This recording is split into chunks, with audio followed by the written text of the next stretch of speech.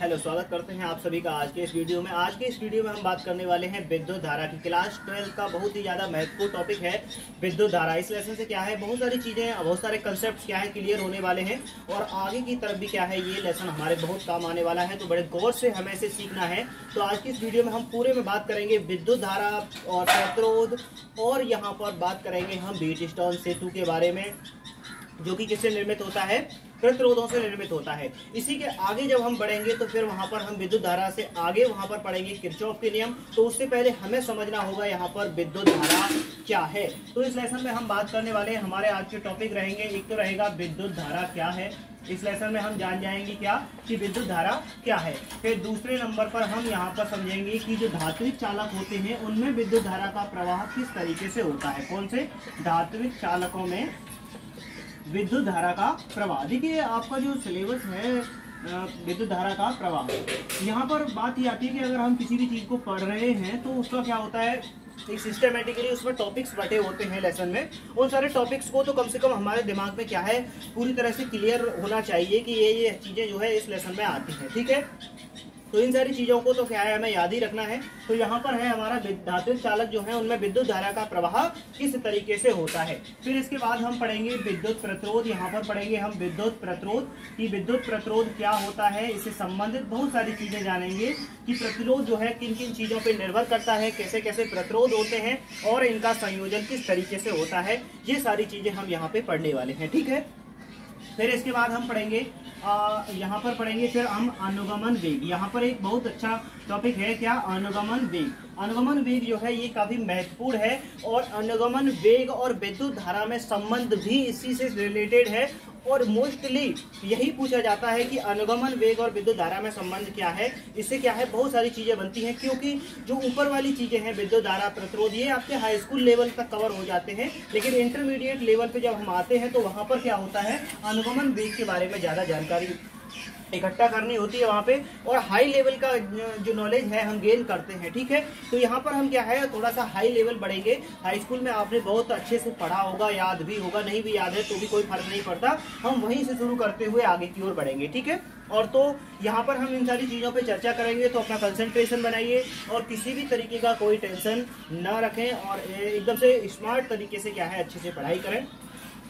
ये सारी चीज़ें जो डिस्टरबेंस है ये चलता रहता है, इसमें कोई वो नहीं है। बहुत सारे लोगों की बहुत सारी उम्मीदें होती हैं, हमारे घर वालों की क्या है बहुत सारी उम्मीदें होती है, जिसकी वजह से वो क्या है हमको बहुत तरीके से डांट डपटते रहते हैं, लेकिन उनका डांटना भी क्या है एक तरीके से बेहतर है। तो आप किसी भी तरीके का कोई भी व्यक्ति कैसा भी डिस्टरबेंस न ले और अपने आपको क्या है मोटिवेट रखिएगा और अपने गोल की ओर क्या है बढ़ने का प्रयास कीजिए और रिलैक्स होकर क्या है स्टडी करते हैं। चलिए, तो यहाँ पे सबसे पहले हम विद्युत धारा के बारे में ही पढ़ेंगे कि जो विद्युत धारा क्या है, ठीक है। चलिए, तो यहाँ पे बात करते हैं कि विद्युत धारा, तो हम पहला टॉपिक बना लेते हैं। जैसे हमारा पढ़ा हुआ है विद्युत धारा। अगर हम एक लाइन में बात करें तो हम अब तक आवेश तो पढ़ा चुके हैं। अब तक जितनी भी चीजों में हमने पढ़ा था वहां पर आवेश जो था वो एक ही जगह पे रुका हुआ था, ठीक है। कैसा था वो आवेश, एक ही जगह पे रुका हुआ था। लेकिन अब आवेश क्या करने लगेगा, गति करने लगेगा। इसीलिए जो इससे पहली यूनिट थी वो स्थिर वैद्युतिकी कहलाती है कि उसमें जो वैद्युत थी वो कैसी थी, स्थिर थी, यानी कि एक ही जगह पे रुकी हुई थी। अब क्या है आवेश एक ही जगह पे रुका हुआ था, लेकिन अब जब हम पढ़ने वाले हैं तो इसमें क्या होगा, आवेश एक जगह से दूसरी जगह पर गति करने लगेगा। आवेश क्या करने लगेगा, मोशन करने लगेगा। और जब आवेश गति करता है तो इसी को हम क्या कहते हैं, विद्युत धारा कहते हैं, ठीक है। तो एक लाइन में अगर हम बात कहें तो क्या कहेंगे कि आवेश के प्रवाह की दर को विद्युत धारा कहते हैं। यानी कि अगर कहीं पर भी आवेश बहना शुरू हो जाए, एक जगह से दूसरी जगह चलना शुरू हो जाए, तो हम कहेंगे यहाँ पर क्या हो रहा है, विद्युत धारा प्रवाहित हो रही है। विद्युत धारा समझ में आया। आवेश तो आप जानते हैं ये आवेश एक जगह से दूसरी जगह चलना लगे, यानी कि एक बिंदु से दूसरे बिंदु तक गति करना शुरू कर दे, तो कहेंगे कि यहाँ पर क्या हो रहा है जी, आवेश प्रवाहित हो रहा है। तो इसी को हम कहते हैं कि विद्युत धारा प्रवाहित हो रही है, ठीक है। चलिए, तो विद्युत धारा क्या होती है, तो यहाँ पर हम कहेंगे आवेश के प्रवाह की दर को, किसको, आवेश के प्रवाह की दर को, आवेश के प्रवाह की दर है और आवेश के प्रवाह की दर को वैद्युत धारा कहते हैं। इसमें कोई शक नहीं है, वैद्युत धारा कहते हैं। ठीक है, ये बड़ी सिंपल सी परिभाषा है, हाई स्कूल लेवल की है, लेकिन कंसेप्चुअल बहुत बड़ी बात है कि विद्युत धारा जो होती है वो क्या होती है, आवेश के प्रवाह की दर होती है। ठीक है, आवेश के प्रवाह की दर, यानी आवेश बहेगा कैसे, पहले ये बात समझ लेते हैं। तो आवेश कैसे बहता है, जैसे हम जानते हैं कि इलेक्ट्रॉन होते हैं, क्या होते हैं, इलेक्ट्रॉन होते हैं और इलेक्ट्रॉनों पर क्या होता है, आवेश होता है। तो इसका मतलब अगर एक जगह से दूसरी जगह पर, मान लीजिए क्या है, कोई एक इलेक्ट्रॉन है और इलेक्ट्रॉन पर आप जानते हैं क्या होता है, माइनस का 1.6 गुणा 10 की पावर -19 कूलम क्या होता है, आवेश होता है। और ये आवेश, अगर ये इलेक्ट्रॉन एक जगह से दूसरी जगह चलना शुरू कर दे, ये क्या है, इलेक्ट्रॉन है, अगर यहाँ से चल के ये यहाँ पे आ जाता है तो इसका मतलब है कि ये क्या कर रहा है, इलेक्ट्रॉन यहाँ से यहाँ की ओर चल रहा है। तो इसका मतलब इस पे कौन बैठा हुआ है, आवेश बैठा हुआ है। तो आवेश चल रहा है, कौन चल रहा है, आवेश चल रहा है। और आवेश अगर चलता है तो उसको हम क्या कहते हैं, विद्युत धारा कहते हैं। धारा इसीलिए कहा जाता है क्योंकि यहाँ पर आवेश बहता है। जिस तरीके से पानी बहता है वैसे ही क्या बहता है, यहाँ पे आवेश बहता है और आवेश के बहने को ही हम क्या कहेंगे, विद्युत धारा कहते हैं। ठीक है, तो आवेश के प्रवाह की दर को हम क्या कहते हैं, विद्युत धारा कहते हैं। तो प्रवाह की दर का संबंध किससे होता है, प्रवाह की दर का संबंध होता है कि यहाँ पे कितने समय में कितनी विद्युत धारा प्रवाहित हो रही है, इस चीज के संबंध की बात की जाती है। ठीक है, यानी कि दर का मतलब होता है टाइम के साथ विद्युत धारा कितनी प्रवाहित हो रही है, इस चीज को हम कहते हैं विद्युत धारा। ठीक है, तो यहाँ पे टाइम के साथ, तो मान लीजिए कि यहाँ पर क्या है, हम कहते हैं इसे आई से प्रदर्शित करते हैं। जो वैद्युत धारा होती है इसे किससे प्रदर्शित करते हैं, इसे आई से प्रदर्शित करते हैं। यानी कि जैसे इसका सिंबल होगा प्रदर्शित करने का, वो क्या होता है, आई होता है। ठीक है, इसे आई से प्रदर्शित करते हैं। ठीक है, तथा यह अदिश राशि होती है। तथा यह कैसी राशि होती है, अदिश राशि होती है। तथा यह अदिश राशि होती है। ठीक है, इसकी ये कैसी राशि है, अदिश राशि होती है। हालांकि इसमें दिशा भी होती है, हालांकि इसमें दिशा होती है, लेकिन इसमें देखो, ये विद्युत धारा एक ऐसी राशि है जिसमें दिशा भी है, लेकिन फिर भी कैसी है, ये अदिश राशि है। यानी कि दिशा के होते हुए भी कैसी है, ये अदिश राशि है। जो राशियां जिनमें क्या होती है, दिशा और परिमाण दोनों होते हैं, वे सदिश होते हैं ना। तो विद्युत धारा में दिशा भी है, परिमाण भी है, लेकिन ये कैसी राशि है, अदिश राशि है। क्योंकि इसका जो योग किया जाता है वो किससे किया जाता है, वो साधारण बीजगणितीय नियमों से किया जाता है। इसके साथ ये नहीं बताया जाता कि विद्युत धारा किस दिशा में बह रही है, सिर्फ इसके परिमाण की बात की जाती है। ठीक है, तो इसको व्यक्त करने के लिए दिशा की आवश्यकता नहीं है, हालांकि इसकी दिशा होती है। तो यह क्या है, अदिश राशि होती है, हालांकि इसमें दिशा होती है। हालांकि इसमें क्या होती है, दिशा होती है, इसमें दिशा भी होती है। ठीक है, इसे किससे प्रदर्शित करते हैं, आई से प्रदर्शित करते हैं। तो यहाँ पर फॉर्मूला बनेगा आई बराबर क्यू बट्टे टी। यानी कि विद्युत धारा जो निकालने के लिए हमारे सामने सूत्र बनेगा वो बनेगा आई बराबर क्यू बट्टे टी। इसका मतलब क्या हुआ, जहां पर क्यू क्या है, आवेश है, जहां क्यू क्या होगा, आवेश है, और टी क्या है, यहाँ पर टाइम है यानी समय है। टी क्या हो गया, यहाँ पे टाइम यानी समय हो गया। इसका मतलब ये है कि किसी समय में, कोई जो समय है उस समय में कितना आवेश प्रवाहित हो जाता है। ठीक है, उसी को हम क्या कहते हैं, उसी से हमें पता चलता है कि कितनी विद्युत धारा प्रवाहित हो रही है, कितनी विद्युत धारा आ रही है।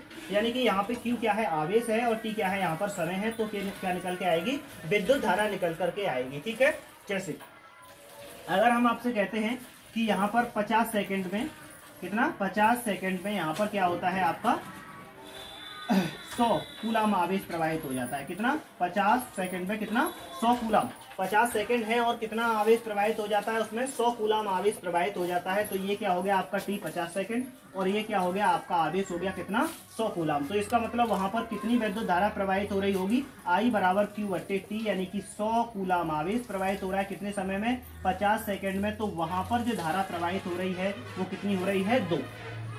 अब 2 क्या है, यानी कि अब विद्युत धारा के मात्रक की बात करते हैं कि विद्युत धारा का मात्रक क्या होगा। तो चलिए बात करते हैं कि ये विद्युत धारा का मात्रक, विद्युत धारा का मात्रक यहाँ पर देखिए मात्रक क्या होता है, मात्रक क्या है, यहाँ पे ऊपर क्या है, आवेश है, आवेश का मात्रक क्या हो गया, कूलम हो गया। नीचे क्या है, समय है, तो समय का मात्रक क्या हो गया, सेकंड हो गया। ठीक है, इसका जो एसआई मात्रक है, एसआई यानी इंटरनेशनल सिस्टम में अगर इसका जो मात्रक है वो क्या है, कूलाम प्रति सेकंड है। और एक कूलाम प्रति सेकंड को यानी कूलाम प्रति सेकंड को ही हम क्या कहते हैं, एम्पियर कहते हैं। इस विद्युत धारा का मात्रक कूलाम प्रति सेकंड या एम्पियर होता है। तो विद्युत धारा को किसमें मापा जाता है, एम्पियर में मापा जाता है। और इस एम्पियर को हम ए के चिन्ह से प्रदर्शित करते हैं। किसके चिन्ह से प्रदर्शित करते हैं, ए के चिन्ह से प्रदर्शित करते हैं, जो क्या दिखाता है यहाँ पर, एम्पियर को प्रदर्शित करता है कि ये क्या है, एम्पियर है। बहुत सारी जगहों पे आपने क्या है, मीटर वगैरह लगे देखे होंगे। तो जैसे समर का या किसी का भी जो मीटर होता है, ठीक है, जैसे इन्वर्टर वगैरह है, वहां पे भी देखते हैं तो वहां पर दो कॉलम जैसे बने होते हैं, एक ऐसा करके बना होगा, एक ऐसा, ठीक है, यानी कि ऐसे करके बने होते हैं बोर्ड। और एक बोर्ड ऐसा होगा 4 कोने का, उसमें क्या बना होगा, एक मीटर जैसा बना होगा, जैसे बाइक में बना होता है, स्पीड जैसे बताने के लिए बना होता है, उसमें सुई लगी रहती है ऐसे करके, और एक ऐसे करके लगी रहती है, ठीक है। तो उसमें 2 होते हैं, ठीक है, जैसे समर का स्टार्टर हो गया, आपका इन्वर्टर हो गया, वहां पे ऐसे करके लगे रहते हैं। जैसे मोटरसाइकिल की स्पीड बताने के लिए लगे रहते हैं, सेम टू सेम वैसे लगे रहते हैं। तो एक के अंदर क्या लिखा रहता है, कैपिटल ए बना रहता है, बड़े बड़े में। आप गौर करिए, देखिए वहां पर स्टार्टर पे जाके, तो वहां पर देखेंगे उसके अंदर क्या बना हुआ है, ए बना हुआ है। और उस ए में ही क्या बना हुआ है, यहाँ पे मीटर लगा हुआ है ऐसे करके, और ऐसे करके बने हुए हैं इस पे खाने, जो बता रहे हैं कि इसमें कितनी धारा प्रवाहित हो रही है। ए है तो ए का मतलब क्या है, ये एम्पियर में माप रहा है। किसमें माप रहा है, एम्पियर में माप रहा है। क्या है ये, अमीटर है, विद्युत धारा का मापन करने वाला यंत्र है। विद्युत धारा का जो मापन करता है वो यंत्र क्या कहलाता है, एमीटर कहलाता है, ठीक है। उसके अंदर क्या बना रहता है, ए बना रहता है। तो ये बात हो गई कि विद्युत धारा क्या होती है। विद्युत धारा आवेश के प्रवाह की दर को कहते हैं, इसे आई से प्रदर्शित करते हैं, और ये अदिश राशि होती है। आई बराबर होता है Q बट्टे टी, और Q बराबर क्या होता है, यहाँ पर NE होता है। तो आप यहाँ पे आई बराबर क्या हो जाएगा, आपका NE बट्टे टी भी हो सकता है। आप दोनों ही सूत्रों को क्या है, याद रख पाएंगे। विद्युत धारा का जो मात्रक है वो कूलम पर सेकंड होता है या एम्पियर होता है। और विद्युत धारा का जो मापन करने वाला यंत्र है उसको हम क्या कहते हैं, अमीटर कहते हैं, ठीक है। इतनी बात हो गई। चलिए अब बात आती है, इसको अरेंज करते हैं। अब बात आती है कि जो धात्विक चालक हैं, धात्विक चालक हैं, उनमें विद्युत धारा कैसे प्रवाहित होती है। धात्विक चालकों का अर्थ समझते हैं। धात्विक चालकों का अर्थ हम इस तरीके से समझ सकते हैं, जैसे जितने भी चालक धातु के बने होते हैं, जैसे हमारे जो वायर्स होते हैं, तार जो होते हैं ये किसके बने होते हैं, कॉपर, एल्यूमिनियम, इस तरीके से बनाए जाते हैं, ठीक है। तो जितनी भी धातुएं होती हैं वो क्या करती हैं, विद्युत धारा का चालन करती हैं। लोहा है, कॉपर, चांदी, सोना और या फिर एल्यूमिनियम, जितनी भी धातु हैं उन सब में क्या होती है, विद्युत धारा प्रवाहित होती है। ये अच्छे चालक होते हैं विद्युत धारा के, इन्हीं को हम क्या कहते हैं, धात्विक चालक कहते हैं। तो यहाँ पे अब बात ये आती है कि जो धातुएं हैं वो विद्युत धारा का चालन क्यों करती हैं और किस तरीके से इनमें विद्युत धारा प्रवाहित होती है, इस चीज को क्या है हमें समझना है। तो इसको समझने के लिए हम क्या है, यहाँ पर एक क्या बनाते हैं, वायर बनाते हैं। और एक हमने क्या ले लिया, यहाँ पे एक धातु का टुकड़ा बनाया है। हमने क्या बनाया है, धातु का टुकड़ा, कोई भी धातु हो सकती है, कोई लेना देना हमारा उससे नहीं है। इसमें हमने पतले पतले वायर्स लगाए हैं ऐसे करके। और फिर यहाँ पे हमने क्या कर दिया, इसको एक बैटरी से कनेक्ट कर दिया है। इसका मतलब क्या हो गया कि अब इस धातु के तार में क्या होगी, विद्युत धारा प्रवाहित होगी। चलिए यहाँ पर हम एक चटकनी लगा देते हैं। चटकनी यानी कुंजी लगा देते हैं। क्या लगा देते हैं, कुंजी लगा देते हैं, ठीक है। हमारी भाषा में क्या कहते हैं इसको चटकनी कहते हैं। तो यहाँ पे हमने क्या लगा दिया, कुंजी लगा दी। और ये क्या है, कोई धातु का एक टुकड़ा है। अब इस धातु के टुकड़े में विद्युत धारा क्यों प्रवाहित हो रही है, इस चीज के बारे में जानना है, और कैसे प्रवाहित हो रही है ये जानना है। तो धातुएं जो विद्युत धारा का चालन करती हैं उनका कारण ये होता है कि धातुओं में मुक्त इलेक्ट्रॉन पाए जाते हैं। धातुएं जो होती हैं उनके अंदर क्या होते हैं, भारी मात्रा में, पर्याप्त मात्रा में मुक्त इलेक्ट्रॉन पाए जाते हैं। और इन्हीं मुक्त इलेक्ट्रॉनों के कारण ये विद्युत धारा का प्रवाह करते हैं। एक ही शब्द, अगर 2 लाइन में अगर हम इस बात को कहें कि धातुएं जो होती हैं विद्युत धारा का चालन क्यों करती हैं, तो हम कहेंगे कि धातुओं में भारी मात्रा में मुक्त इलेक्ट्रॉन पाए जाते हैं, और मुक्त इलेक्ट्रॉन पाए जाने के कारण ही ये धातुएं विद्युत धारा का चालन करती हैं। किस तरीके से करती हैं ये आप यहाँ पर समझने का प्रयास करेंगे, इसे नोट कर दें, ठीक है। कैसे करती हैं कि यहाँ पर क्या हो गया है कि धातुओं में क्या होते हैं, मुक्त इलेक्ट्रॉन होते हैं। तो मैं यहाँ पर क्या दिखाई दे रहा हूँ, मुक्त इलेक्ट्रॉन दिखाई दे रहा हूँ कि एक क्या है, धातु का टुकड़ा है जिसके अंदर क्या भरे हुए हैं, मुक्त इलेक्ट्रॉन भरे हुए हैं। अभी यहाँ पे एक चीज और आपके दिमाग में उठ रही होगी कि ये मुक्त इलेक्ट्रॉन क्या चीज होती है। मुक्त इलेक्ट्रॉन क्या होते हैं, मुक्त इलेक्ट्रॉन ऐसे इलेक्ट्रॉन होते हैं जो परमाणु के नाभिक से बहुत कम आकर्षण बल से बंधे रहते हैं। अर्थात इन पर क्या होता है, जो नाभिक है परमाणु का, उसका बहुत कम आकर्षण बल रहता है। अगर इनको जरा सा भी ऊर्जा दे दी जाए तो ये क्या होते हैं, अपनी जगह से चले जाते हैं, यानी कि पूरे चालक में ये गति करने के लिए स्वतंत्र हैं। ये जो इलेक्ट्रॉन हम बना रहे हैं, ये इलेक्ट्रॉन कैसे हैं, मुक्त इलेक्ट्रॉन हैं। ये नाभिक से बहुत कम आकर्षण बल से बंधे हुए हैं। थोड़ा सा, यानी कि थोड़ा सा इन पर क्या है, एक बल लगा हुआ है। अगर जरा सा भी दूसरा बल इनको दे दिया जाएगा तो ये यहाँ से चले जाएंगे। ठीक है, यहाँ से छूट के क्या चले जाते हैं, अलग चले जाएंगे। यानी कि अब इसका मतलब ये है कि जरा सा भी इनको वोल्टेज डिस्टरबेंस हीटिंग दे दिया जाए तो ये पूरे क्रिस्टल में क्या है, जो आपका धातु का टुकड़ा है उसके अंदर गति करने के लिए क्या है, ये स्वतंत्र है।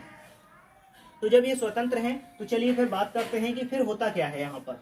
अभी जब हमने क्या है, यहाँ पे इसे बैटरी से कनेक्ट किया हुआ है, यहाँ पर हमने कुंजी के लगा रखी है और कुंजी के को अभी हमने क्या है, प्रेस नहीं किया हुआ है। इसका मतलब यहाँ पे अभी कनेक्शन क्या है, पूरा है नहीं, यानी कि इस धातु के टुकड़े में क्या है, विद्युत धारा नहीं जा रही है। तो हमने क्या है, यहाँ पे टुकड़ा बनाया और इसमें क्या है, मुक्त इलेक्ट्रॉन है। अब एक बार बताइए, आप जानते हैं कि जो इलेक्ट्रॉन होता है उस पर कैसा आवेश होता है, ऋणात्मक आवेश होता है। कितना, 1.6 × 10⁻⁻19 कूलम। जो इलेक्ट्रॉन होते हैं वो कैसे होते हैं, नेगेटिव चार्ज के होते हैं। कैसे होते हैं, नेगेटिव चार्ज के हैं, यानी कि ऋणात्मक हैं। कैसे चार्ज के हैं, ऋणात्मक। अभी इस धातु के टुकड़े में विद्युत धारा प्रवाहित नहीं हो रही है क्योंकि अभी इसमें क्या है, हमने ये बैटरी लगाई ही नहीं है। फिर बैटरी लगाते ही ऐसा क्या हो जाता है कि इसमें विद्युत धारा प्रवाहित होने लगती है, जबकि लकड़ी है, ईंट है, पत्थर है, रबर है, इन चीजों में विद्युत धारा प्रवाहित नहीं होती है, धातुओं में ही होती है क्योंकि इनमें मुक्त इलेक्ट्रॉन पाए जाते हैं। और जो लकड़ी है, रबर है, पत्थर है, इन चीजों में क्या है, मुक्त इलेक्ट्रॉन नहीं पाए जाते, जिसके कारण इनमें विद्युत धारा प्रवाहित नहीं होती है। क्या होता है, चलिए तो हम यहाँ पे देते जान गए कि जो इलेक्ट्रॉन है ये कैसे होते हैं, माइनस के होते हैं, ऋणात्मक होते हैं। अब हमने क्या किया, इस कुंजी के को प्रेस कर दिया। कुंजी के को प्रेस कर देंगे, यानी चटकनी को ऑन कर दिया। ऑन करते ही उसमें विद्युत धारा प्रवाहित हुई। तो ये जो इलेक्ट्रॉन है इनको क्या होता है, इस वोल्टेज के कारण थोड़ा सा विद्युत क्षेत्र मिल जाता है। इनको क्या मिल जाता है, विद्युत क्षेत्र मिल जाता है। और विद्युत क्षेत्र मिलने के कारण ये इलेक्ट्रॉन एक दिशा पकड़ लेते हैं, अर्थात इन पर कैसा है, आवेश कैसा है, माइनस का आवेश है। तो ये किधर की दिशा में गति करने लगते हैं, प्लस की दिशा में गति करने लगते हैं। इधर से किधर दिशा में गति करने लगेंगे, इधर की दिशा में गति करने लगेंगे। ठीक है, सभी के सभी जो इलेक्ट्रॉन होते हैं उन पर कैसा आवेश है, माइनस का आवेश है। तो ये क्या करते हैं, बैटरी के पॉजिटिव टर्मिनल की ओर क्या करेंगे, गति करना शुरू कर देते हैं। और गति कौन कर रहा है, इसके अंदर गति कर रहे हैं इलेक्ट्रॉन। और इलेक्ट्रॉनों पर क्या होता है, आवेश। तो इसका मतलब इलेक्ट्रॉन गति कर रहे हैं तो आवेश गति कर रहा है। इसका मतलब इसके अंदर क्या हो रही है, आवेश का प्रवाह हो रहा है और विद्युत धारा प्रवाहित हो रही है। तो यहाँ पर क्या समझ में आया कि जो मुक्त इलेक्ट्रॉन है वो इसके जो पॉजिटिव टर्मिनल है उसकी ओर गति करने लगते हैं। इसी कारण क्या होती है, इसमें विद्युत धारा प्रवाहित होना शुरू हो जाती है। और यही क्या है, इनका इलेक्ट्रॉनिक मॉडल है धात्विक चालकों का, कि इनमें विद्युत धारा कैसे करके प्रवाहित होती है। बात यह आती है कि विद्युत धारा की दिशा किधर होगी, विद्युत धारा किधर से किधर बह रही होगी। यहाँ पे बैटरी लगी हुई है तो इस बैटरी से विद्युत धारा जो है वो इधर से इधर जा रही होगी या फिर इधर से इधर जा रही होगी, इस चीज पे बात करते हैं। तो विद्युत धारा की जो दिशा होती है वो इलेक्ट्रॉनों की गति की दिशा की क्या होती है, विपरीत होती है। अगर इलेक्ट्रॉन इधर जा रहे हैं तो विद्युत धारा किधर जाएगी, इधर।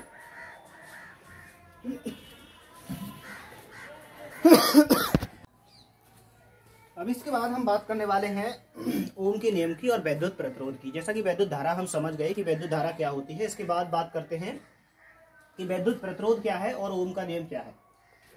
तो यहां पर पढ़ते हैं हम वैद्युत प्रतिरोध तथा ओम का नियम।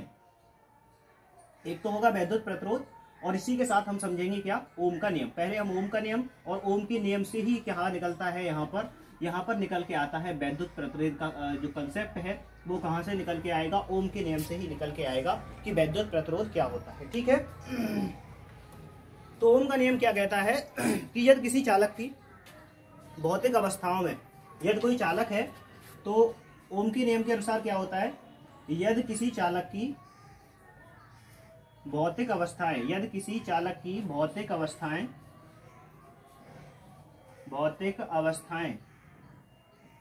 जैसे ताप और दाब। मान लीजिए कोई चालक है और उसकी भौतिक अवस्थाएं जैसे क्या है, ताप दाब में परिवर्तन न हो, ताप दाब में कोई परिवर्तन न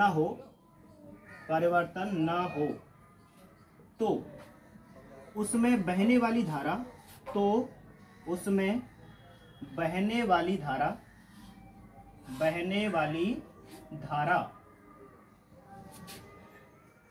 उसमें उस पर लगाए विभवांतर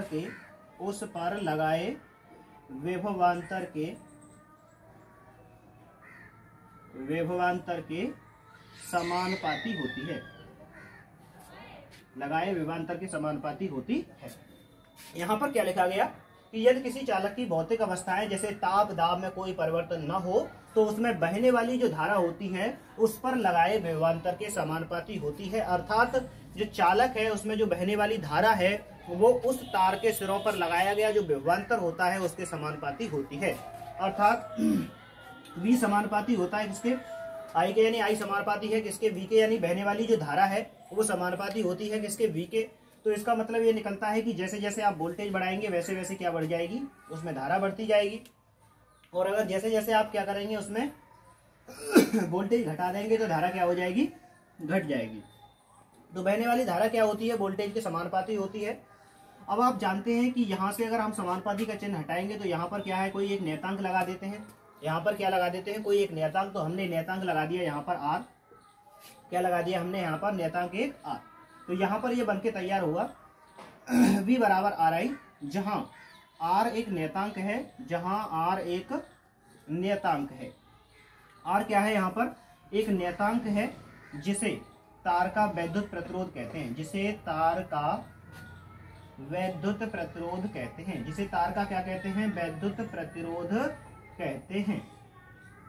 ठीक है, इसे क्या कहेंगे हम, तार का प्रतिरोध कहेंगे, और इसी को हम क्या कहते हैं, वैद्युत प्रतिरोध कहते हैं। जहां R क्या है, एक नियतांक है जिसे तार का हम क्या कहते हैं, वैद्युत प्रतिरोध कहते हैं। ठीक है, तो V बराबर क्या हो गया हमारा, RI हो गया। R एक नियतांक बता दिया मैंने यहाँ पर जो कि वैद्युत प्रतिरोध है। तो R बराबर यहाँ पे बन के तैयार हुआ आपका V/I। R बराबर क्या हो गया, V/I। और इस R को ही हम क्या कहते हैं, वैद्युत प्रतिरोध कहते हैं। तो ओम का नियम हो गया, और ओम के नियम से ही क्या निकाल के लाए हैं हम, वैद्युत प्रतिरोध निकाल के लाए हैं कि वैद्युत प्रतिरोध क्या होता है। ठीक है, अब जो वैद्युत प्रतिरोध है, अगर इसकी हम सिंपली बात करें कि वैद्युत प्रतिरोध क्या होता है, तो वैद्युत प्रतिरोध एक ऐसा युक्ति होती है जो विद्युत धारा के मार्ग में रुकावट डालती है। विद्युत धारा, ये जो विद्युत प्रतिरोध है क्या है, एक ऐसी युक्ति होती है जो क्या करती है, विद्युत धारा के मार्ग में रुकावट डालती है और विद्युत धारा के मान को कम कर देती है।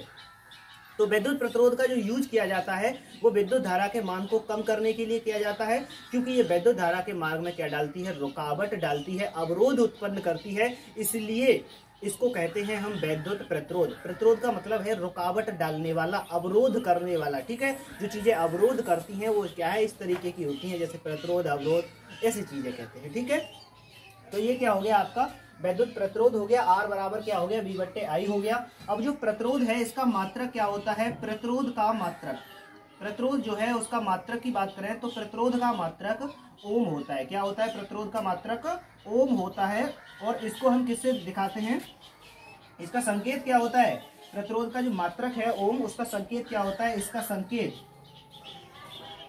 संकेत ऐसे करके होता है। कैसे करके होता है,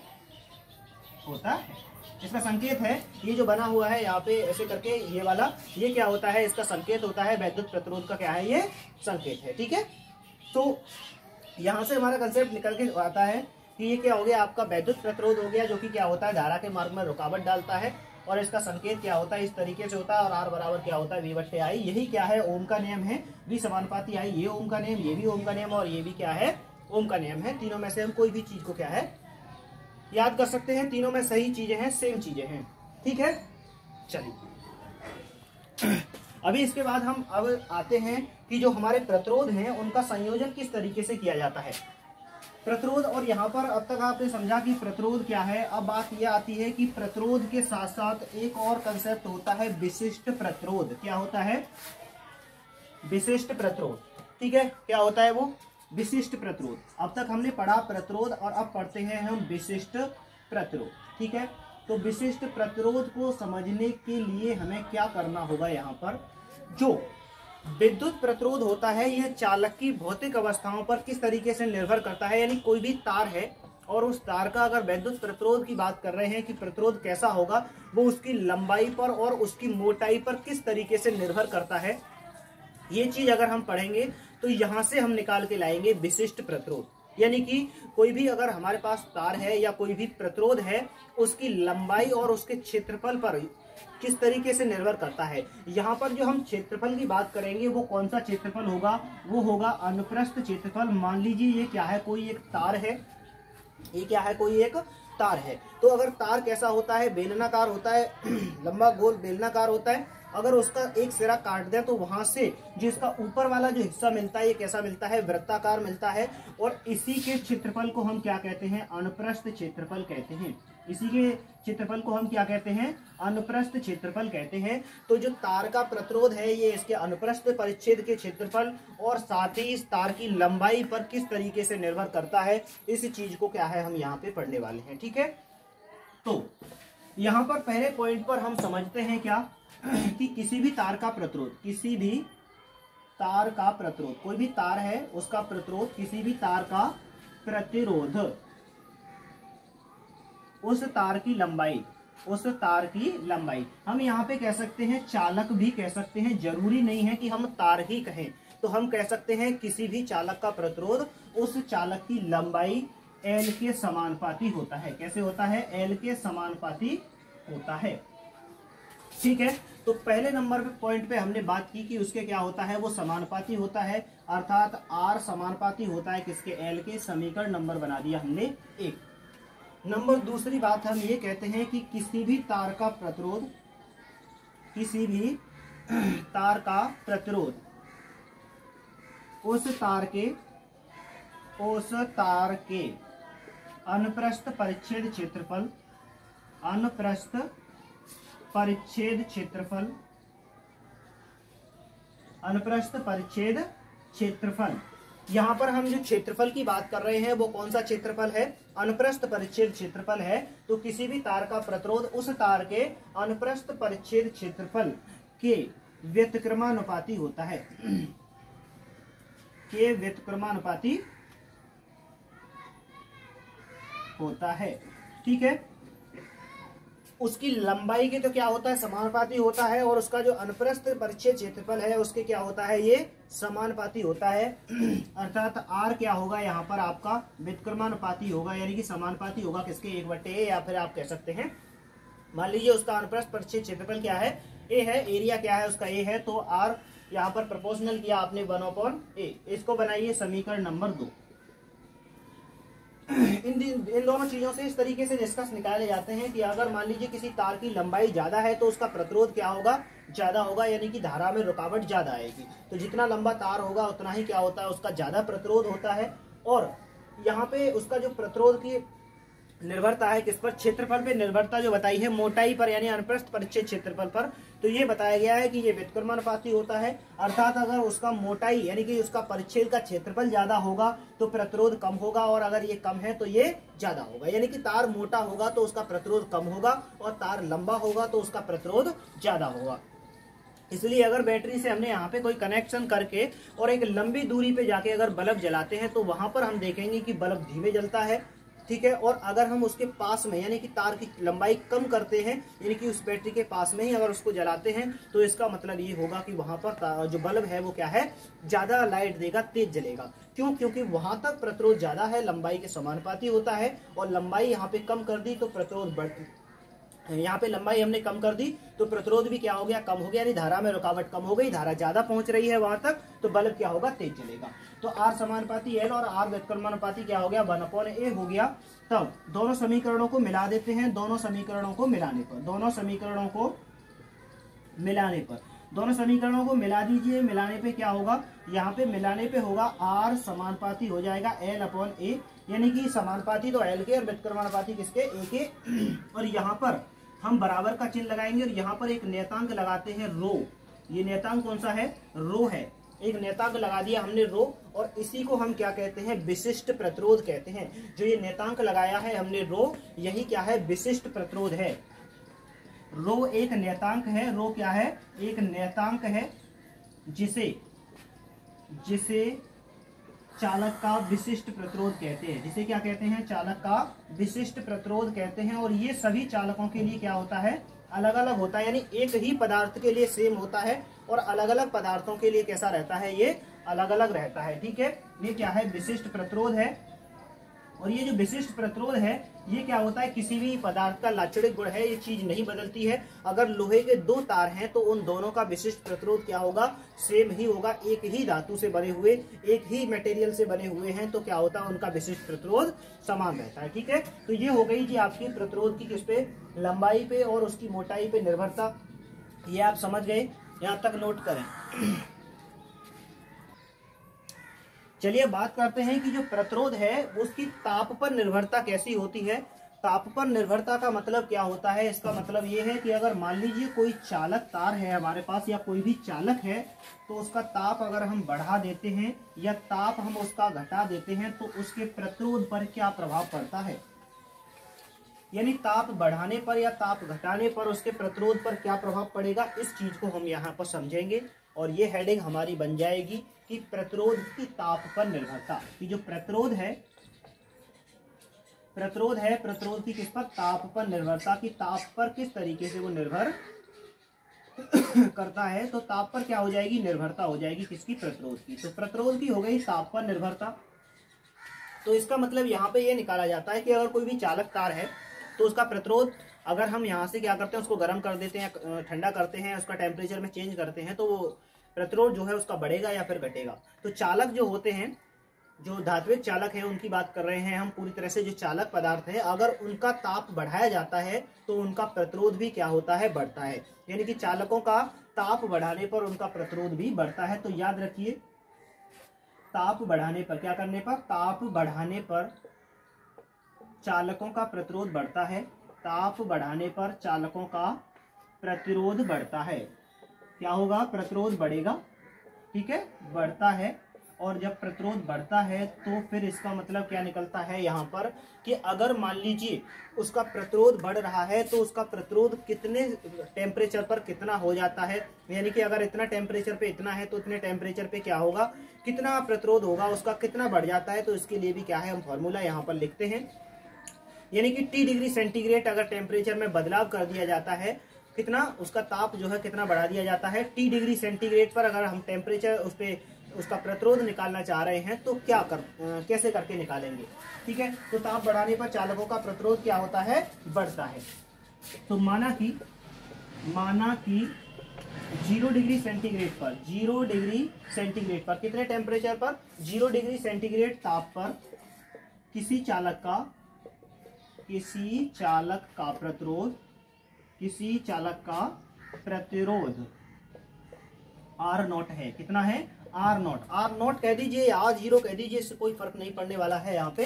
तो अगर मान लीजिए कि यह है उसका 0 डिग्री सेंटीग्रेड वह टेम्परेचर होता है जिसपे क्या होती है, बर्फ, पानी जो है बर्फ बनना शुरू हो जाता है, बर्फ बन जाता है। तो वही टेम्परेचर पर क्या है, उसका प्रतिरोध कितना है, R0 है, R0 है। तब तथा और उसका जो ताप गुणांक है, अर्थात उसका ताप जो गुणांक लिया है हमने, क्या लिया है, ताप गुणांक। यहाँ पे कितना लिया है हमने, ताप गुणांक लिया है। ताप गुणांक कितना है, उसका अल्फा है। कितना है, अल्फा है। तब उस तार का T डिग्री सेंटीग्रेड पर प्रतिरोध निम्न होगा। तब उसका जो प्रतिरोध है वो क्या होगा, निम्न होगा। यानी कि नीचे वाले जो समीकरण हम लिखेंगे अभी उसका अनुसार होता है। कैसे, ताप बढ़ाने पे चालकों का प्रतिरोध बढ़ता है। माना कि 0 डिग्री सेंटीग्रेड ताप पर किसी चालक का प्रतिरोध कितना है, R0 है, और उसका ताप गुणांक अल्फा है। तब उस तार का T डिग्री सेंटीग्रेड पे, मान लो 0 डिग्री सेंटीग्रेड पे प्रतिरोध 5 ओम है, तो हम कह रहे हैं 5 डिग्री सेंटीग्रेड पे। तो T डिग्री सेंटीग्रेड का मतलब है 5 डिग्री सेंटीग्रेड पे, 15 पे, 50 पे, 100 पे, 200 पे, कितने पे बात कर रहे हैं, उसे कैसे करके निकालेंगे, उस चीज के कैलकुलेशन है ना। तो यहाँ पे बहुत सारी चीज, तो क्या होता है, हम उसे दिखाते हैं किससे, RT से। किससे दिखाते हैं, RT से। RT का मतलब क्या है, यानी T डिग्री सेंटीग्रेड पर आपका प्रतिरोध है। यहाँ 5 डिग्री सेंटीग्रेड, 50 डिग्री सेंटीग्रेड, 100, 200, 250 जितना भी हो उतना हो सकता है, हमें उससे कोई फर्क नहीं पड़ने वाला है। तो RT यानी कि T डिग्री सेंटीग्रेड पर प्रतिरोध क्या होता है, वो होता है R0 और 1 प्लस अल्फा T। कितना होता है वो, आर टी बराबर R naught 1 plus alpha T होता है। कितना होता है? आर टी बराबर R naught 1 plus alpha T. इसका मतलब ये निकल के आता है कि यहाँ पर क्या है, 0 डिग्री सेंटीग्रेड वाला टेम्परेचर लगाइए प्रतिरोध, यहाँ पे एल्फा ताप गुणांक जो आपका प्रतिरोध गुणांक था वो वाला, और यहाँ पर टी की जगह पर वो टेम्परेचर लगाइए जितने टेम्परेचर पर आपको इसका क्या निकालना है, प्रतिरोध निकालना है, जितना रेजिस्टेंस इसका निकालना है उस टेम्परेचर को यहाँ पर लगाएंगे तो उसी टेम्परेचर पर इसका रेजिस्टेंस यानी प्रतिरोध निकल के बाहर आ जाएगा। ठीक है, तो इससे क्या कर लेंगे हम, ताप में जो परिवर्तन है, अगर मान लीजिए दो तापांतरों की बात की जाती है, यानी पहला ताप दिया गया है, दूसरा ताप दिया गया है, ठीक है, तो इनके बीच में हम किस तरीके से निकालेंगे, तो अगर इसके बीच में अगर हम रेजिस्टेंस निकालेंगे दूसरे वाले पर, और पहले वाले का हमें टेम्परेचर कितना दिया गया है, R1, यानी पहले टेम्परेचर पे दिया गया है क्या, R1 प्रतिरोध, दूसरे वाले पर R2 है, तो हम R1 तो दिया है, R2 निकालना है, तो यहाँ पर क्या होगा 1 प्लस एल्फा, और यहाँ पर लगाएंगे हम डेल्टा टी, और जहाँ डेल्टा टी क्या है, डेल्टा टी बराबर है तापांतर, यानी कि दोनों टेम्परेचर के बीच में कितना अंतर है, टेम्परेचर डिफरेंस लगाएंगे, तापांतर लगाएंगे, कितना ताप का अंतर है वो क्या होता है, डेल्टा टी। तो R2 बराबर क्या होगा, R1 1 प्लस क्या होगा, एल्फा टी हो जाएगा आपका, कितना हो जाएगा, 1 प्लस एल्फा टी। तो ये थी ताप पे निर्भरता की, ताप पर तो क्या है, बढ़ता तो है, कैसे करके बढ़ता है, इस सूत्र के अनुसार बढ़ता है, तो आप इसको क्या है नोट करिएगा कि कैसे बढ़ेगा। चलिए यहां तक हम प्रतिरोध समझ चुके हैं कि प्रतिरोध क्या होता है। अब हम प्रतिरोध के आगे की जो बात करने वाले हैं वो बात करने वाले हैं कि प्रतिरोधों को परिपथों में किस तरीके से जोड़ा जाता है और जोड़ने के बाद उनका तुल्य प्रतिरोध कितना होगा।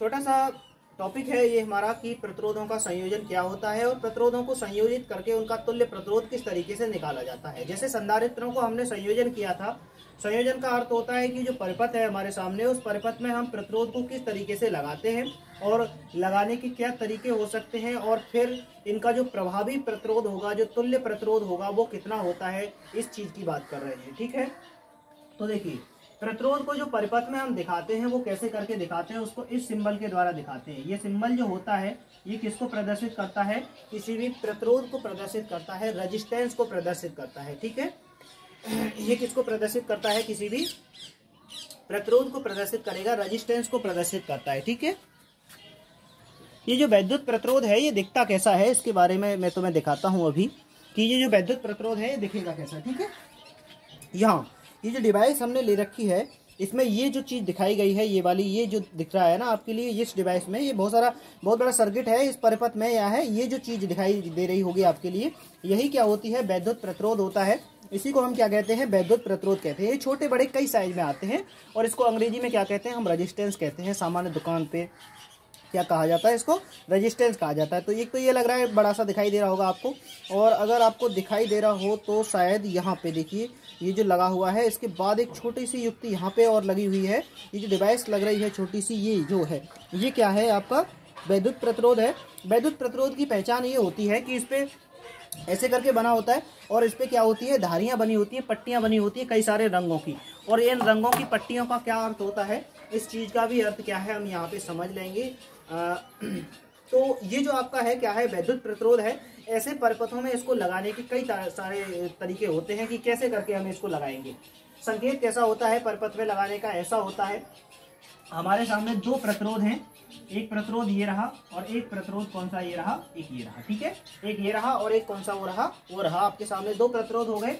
अब इनको क्या है, लगाना है। तो एक तो तरीका है कि इनको डायरेक्टली ऐसे करके कनेक्ट कर दो, यानी कि इस प्रतिरोध का जो दूसरा सिरा है वो दूसरे वाले प्रतिरोध के क्या है, पहले वाले सिरे से कनेक्ट कर दीजिए। दो प्रतिरोध है हमारे पास, R1 है और क्या है, R2 है। सेम जैसे कैपेसिटर लगाए थे, संधारित्र लगाए थे हमने, सेम वैसे ही है। या फिर दूसरा तरीका ये है कि इस तरीके से हमारे पास क्या है, एक प्रतिरोध ये है, इसके ऐसे करके एक दूसरा प्रतिरोध क्या है हमारे पास, ऐसे करके है।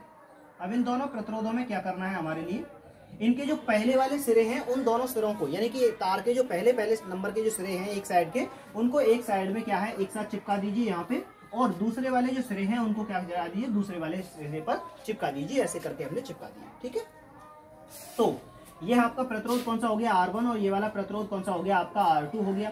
तो इसका मतलब यह है कि ऊपर वाला प्रतिरोध, ऊपर वाला जो क्रम है इसे कहते हैं हम श्रेणी क्रम। क्या कहते हैं इसको, हम श्रेणी क्रम कहते हैं। क्या कहते हैं इसको, श्रेणी क्रम है। ये कौन सा क्रम है, श्रेणी क्रम है। और नीचे वाला जो क्रम है वो कौन सा है, समांतर क्रम है। ठीक है, नीचे वाला कौन सा है, समांतर क्रम। ऊपर वाले को कहते हैं SERIES, सीरीज कहते हैं। क्या कहते हैं, सीरीज कहते हैं। ठीक है, नहीं कौन से में लगे हुए हैं, वो सीरीज में लगे हुए हैं। और ये क्या है, नीचे वाले जो लगे हैं ये पैरेलल लगे हुए हैं। कैसे लगे हुए हैं, पैरेलल लगे हुए हैं, एक दूसरे के समांतर लगे हुए हैं। तो दो तरीका हो गया यहाँ पे, एक तो सीरीज में लगा सकते हैं, दूसरा पैरेलल लगा सकते हैं।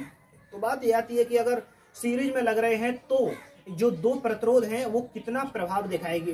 प्रभाव का मतलब होता है दोनों का जोड़ कितना होगा, कितना बैठेगा, दोनों का, इसका प्रतिरोध इसका प्रतिरोध, दोनों का मिला के प्रतिरोध कितना बैठेगा। सेम वैसे ही समांतर क्रम में अगर लगे हुए हैं तो दोनों का प्रतिरोध कितना बैठेगा। ठीक है, ये बात है। पहचानेंगे कैसे कि कौन से प्रतिरोध श्रेणी क्रम में है और कौन से समांतर क्रम में है। तो श्रेणी क्रम में क्या होता है कि एक ही रास्ता, यहाँ से चले हम और एक ही रास्ते पे जितने बार प्रतिरोध पड़ेंगे वो सब कैसे होंगे, श्रेणी क्रम में होंगे। और अगर हम एक रास्ते पे ऐसे करके चल रहे हैं, फिर इसके बाद दो रास्ते पड़ जाते हैं हमारे सामने, और फिर दो अलग अलग रास्तों पे आने वाले जो प्रतिरोध होते हैं वो किसमें होते हैं, समांतर क्रम में होते हैं। ठीक है, सीरीज में क्या होता है, एक ही रास्ते पे मिल जाते हैं, और समांतर क्रम में क्या होते हैं, ये दोनों अलग अलग रास्ते पे मिलते हैं। तो दो तरीके से जोड़ सकते हैं, श्रेणी क्रम में और समांतर क्रम में। तुल्य प्रतिरोध आप समझ गए, तुल्य प्रतिरोध का मतलब है कि इनका प्रभावी प्रतिरोध कितना होगा, दोनों का जोड़ कितना बैठेगा, टोटल इफेक्ट कितना दिखाएंगे। ये एक ये है, एक ये है, दोनों कितना इफेक्ट दिखाएंगे, इस चीज पे बात करें तो यहाँ पर क्या समझते हैं, अगर हम कहें श्रेणी क्रम में तुल्य प्रतिरोध, किसमें, श्रेणी क्रम में तुल्य प्रतिरोध, यहाँ पे डायरेक्ट हम फॉर्मूला पढ़ेंगे क्योंकि इसके बारे में जानकारी नहीं पूछी जाती है। श्रेणी क्रम में तुल्य प्रतिरोध, और वैसे भी क्या है 30% के अंतर्गत ये कटा हुआ है। तो श्रेणी क्रम में क्या है, ये तुल्य प्रतिरोध है। तो तुल्य प्रतिरोध है तो इसका तुल्य प्रतिरोध क्या होगा, R1 + R2। अर्थात श्रेणी क्रम में अगर आपके लिए उसका तुल्य प्रतिरोध ज्ञात करना है तो आप उन दोनों जो वहां पे प्रतिरोध लगे हुए हैं उनका डायरेक्ट बीजगणितीय योग कर दीजिए, डायरेक्ट जोड़ दीजिए। अगर आप इनको डायरेक्ट जोड़ देंगे तो क्या हो जाएगा, यहाँ पर आपका इसका तुल्य प्रतिरोध निकल आएगा। क्या निकल आएगा, तुल्य प्रतिरोध निकल आएगा, R = R1 + R2। ठीक है, अगर मान लीजिए कि यही चीज किसमें है, समांतर क्रम में है, तो समांतर क्रम में क्या होगा, समांतर क्रम में तुल्य प्रतिरोध देख लेते हैं। समांतर क्रम में तुल्य प्रतिरोध, समांतर क्रम में तुल्य प्रतिरोध कितना होता है, समांतर क्रम में तुल्य प्रतिरोध होता है जी आपका, क्या होगा, वहां पर होगा आपका 1/R = 1/R1 + 1/R2। ठीक है, कितना होगा, 1/R = 1/R1 + R2। अर्थात अगर समांतर क्रम में है तो उनका क्या करते हैं, हम व्युत्क्रम करके अगर जोड़ते हैं तो उनके तुल्य प्रतिरोध के व्युत्क्रम के बराबर बैठता है।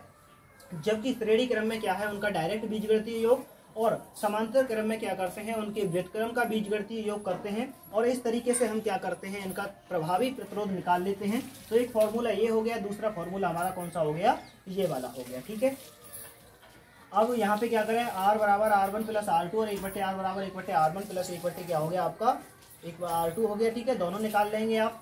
जैसे अगर मान लीजिए ये कितने का है, 5 ओम का है, ये कितने का है, 4 ओम का। श्रेणी क्रम में लगे हुए हैं, ये कितने का है, 5 ओम, और ये कितने का है, 4 ओम।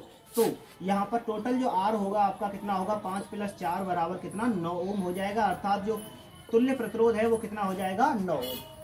अगर बात करें समांतर क्रम की, समांतर क्रम में मान लीजिए 3 ओम का है, ये कितने का है, 6 ओम का। दोनों किसमें लगे हुए हैं, समांतर क्रम में लगे हैं। एक 3 ओम का है, दूसरा कितने का है, 6 ओम का।